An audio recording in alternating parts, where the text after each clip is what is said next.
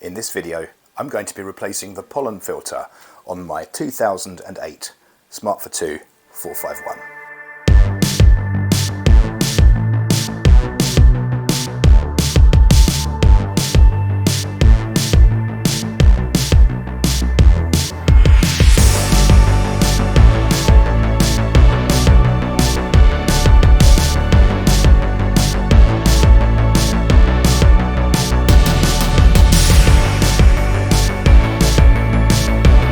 Pollen filters are designed to trap fine particles such as dust and pollen and prevent them from entering the vehicle interior, therefore improving air quality. Failure to replace the pollen filter at the manufacturer's recommended intervals can result in a build-up of dirt and dust on the filter, which reduces airflow to the interior of the vehicle, and this places an unnecessary strain on the heater fan motor as it tries to pull air through a congested filter. Pollen filters are fitted one way. You'll see an arrow here, so the air flows through this direction, trapping the dirt this side, and this side remains clean. Now this is a genuine smart filter, and I prefer using these ones as they are flexible, and that's really important when it comes to fitting.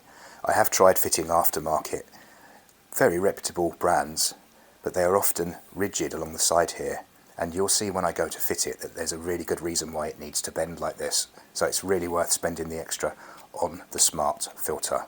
Pollen filters on these cars are fitted on the passenger side, the left side for a right-hand drive car, and it's under the dash. First thing is to remove any carpet mat that you have, and then you need to lift back the carpet. This is what you would do if you were replacing a battery or trying to access the battery. We now need to remove this polystyrene section that covers the battery and provides a platform for a footrest for the passenger. There are two nuts that undo, plastic. Quite often they're missing. The top one is missing on my car. This then just pulls out. It takes a little bit of manoeuvring. And now you can see where the battery lives and where the pollen filter lives, which is behind this cover here. In order to remove it, there are two clips that you pull in, which allows you to release the flap. Once you've released the flap, you can remove it.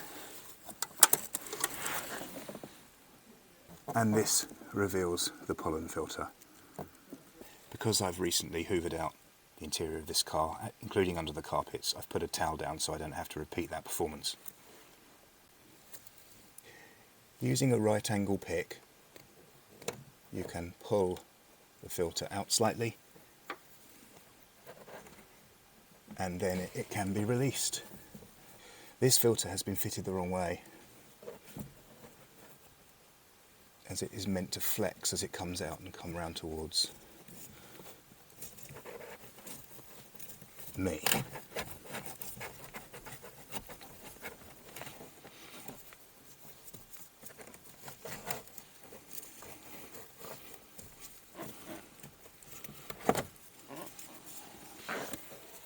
And it's out. Here you can clearly see the dirty side and then the clean side.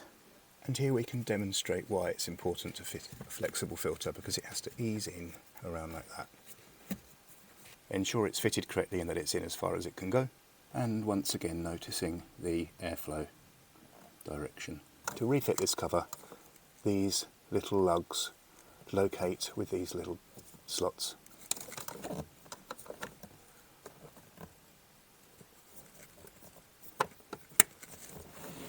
And it clips back into position like that. Job done.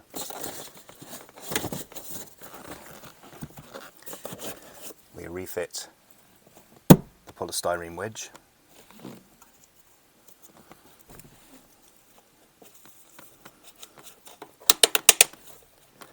Push the plastic nut on and just do that up.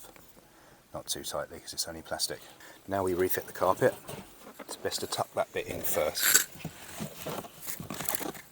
and then tuck the carpet in under the centre console.